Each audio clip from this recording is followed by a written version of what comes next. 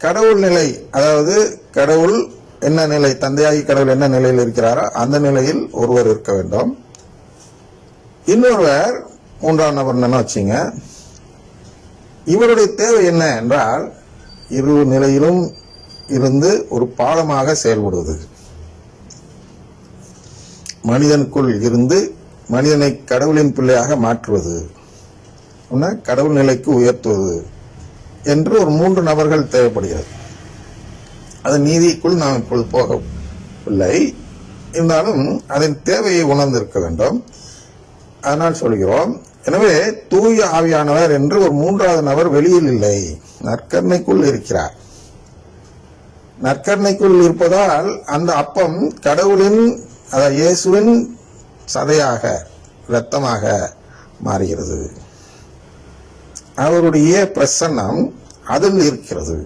நற்கருணை முன்னாடி நிற்பாங்க, பரலோகத்தில் இருக்கிற எங்கள் பிதாவினோட கையை மேலே தூக்கி பார்ப்பாங்க, நற்கருணை பார்க்க மாட்டாங்க.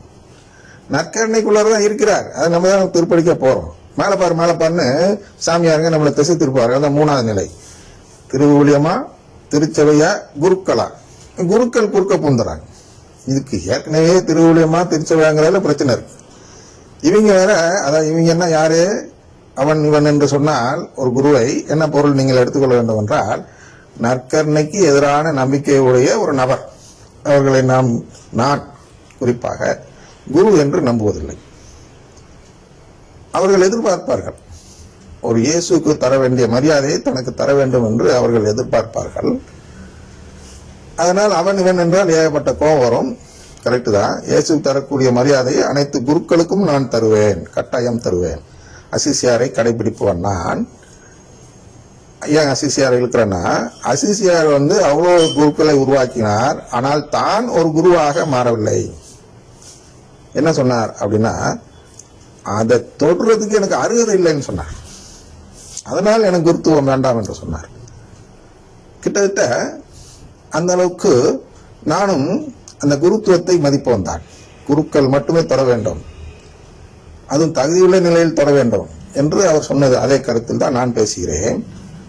அந்த தகுதியுள்ள நிலை என்றால் ஏதோ மனித கட்டளைகளை மீறாத நிலை என்று நாம் எடுத்துக்கொள்ளக்கூடாது. தகுதியுள்ள நிலை யார்? குருக்கள் என்றால் இந்த 3ஐயும் நம்பக்கூடியவர், அட்லீஸ்ட் திருவுழியத்தையும் திருச்சபையும் நம்பக்கூடியவர்களாக இருந்தால் அந்த நபர் குருத்துவம் பெற்றிருக்கும் பொழுது அவர் குரு. திருவுழியத்தையும் ஏற்றுக்கொள்ள மாட்டேன், திருச்சபையும் ஏற்றுக்கொள்ள மாட்டேன் என்று ஒருவர் சொல்வார் என்றால் அந்த நபர் குருவே அல்ல. அவனெல்லாம் சாத்தானின் தூதர்கள். ஏன்னா நம்ம கடவுளின் குடும்பத்தை விட்டு தூர அழைத்து செல்கிறார்கள். அதான் இன்னைக்கு வாசிக்க இருக்கிறோம் வசனம் அல்லவா? இந்த குருக்களை நாம் குருக்கள் என்று ஏற்றுக்கொள்வது உகந்தது அல்ல. அதாவது திருச்சபையின் அந்த குடும்ப நிலைக்கு, கடவுளின் குடும்பம் என்று சொல்லக்கூடிய அந்த திருச்சபைக்கு உகந்தது அல்ல. எனவே அப்படி நான் சொல்லுவேன். நீங்கள் அதை சிறிது பொறுத்துக் கொள்ளுங்கள், உங்கள் கோபம் வந்தாலும். திருவூழியமா திருச்சபையா இந்த போலி குருவா அப்படின்னு வச்சுங்க. போலி குரு தான் அந்த இடத்துல போடணும், பட் குருன்னு போட்டாதான் மக்களுக்கு புரியுங்கிறதுனால அப்படி போடுகிறேன். இப்ப மக்கள் இந்த திருவிழியத்தை படிக்கிறார்களா என்றால் படிப்பதில்லை. மக்கள் சிசிசியை படிக்கிறார்களா என்றால் படிப்பதில்லை. அப்ப அவங்களுக்கெல்லாம் தெரிஞ்சது ஒரே ஒரு வழிதான்.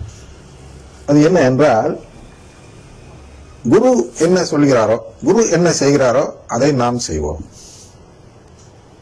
அவங்களுக்கு தெரிஞ்சு அதுதான். அவர் செய்யறாரு, நான் செய்யறேன். அவர் பிரேசலாட் சொல்றாரு, அதனால நான் பிரேசலாட் சொல்றேன். அவர் அறுவடை ஜெபம் சொல்றாரு, அதனால நானும் அறுவடை ஜெபம் சொல்வேன். எனக்கு திருவிழா என்ன சொல்றது, சிசிசி என்ன சொல்ல தெரியாது. அவர் படிச்சிருக்கிறாரு, அதனால அவர் நிச்சயமாக கரெக்டா செய்வார், நான் நம்புகிறேன் அப்படின்னு நம்புறாங்க. மக்கள் நம்புகிறார்கள். இந்த போலி குரு என்ன செய்கிறான் என்றால் நம்பிக்கை துரோகம் செய்கிறான். ஒருத்தன் நம்பி வாரான், எப்படியாவது எனக்கு மீட்பு பெற்று தந்து விடுங்கள் அப்படின்னு ஞாயிற்றுக்கிழமை வரான்.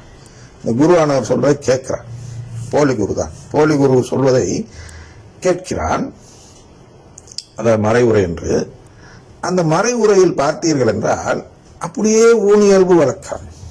நீ அப்படியே இந்த வார்த்தையெல்லாம் எடுத்து ஊனியலும் விளக்கமாக மாற்றி விடுவார்களே தவிர இந்த இறையாட்சியின் மறைபொருளை எடுத்து விளக்கக்கூடிய மறைவுரையாக வைக்க மாட்டார்கள். ஏனென்றால் இந்த போலி குருவே சிசிசி படிக்காத நபராக இருப்பார். ஏற்கனவே சொன்ன முதல் அதிகாரத்தில் ஒரு குரு இன்னொரு குருவிடம் அதை கேட்கிறார் அல்லவா, சிசிசினா என்ன அப்படின்னா என்ன அர்த்தம்? திருச்சபையில ஒரு மறைக்கல்வி இருக்குன்னு அந்த குருவுக்கு தெரியல, அந்த மறைக்கல்வியே படிக்கல, ஆனா குருத்துவ பட்டம் பெற்று விட்டார். இந்த மாதிரியான குருக்களை நம்பி மக்கள் போய் அவரிடம் சரணடைந்து எங்களை எப்படியாச்சும் அழைச்சிட்டு போங்கன்னு அவர் பின்னாடி நிற்கிறாங்க. அதனால இந்த மூன்றில் எது நமக்கு தேவை என்று நாம் முடிவெடுக்க வேண்டிய சூழ்நிலையில் இந்த அத்தியாயத்தில் இருக்கிறோம். இந்த அதிகாரத்தில் திருவிழியமா, திருச்சபையா, குருக்களா, யாரை நம்பினால் நமக்கு மீட்பு கிடைக்கும்?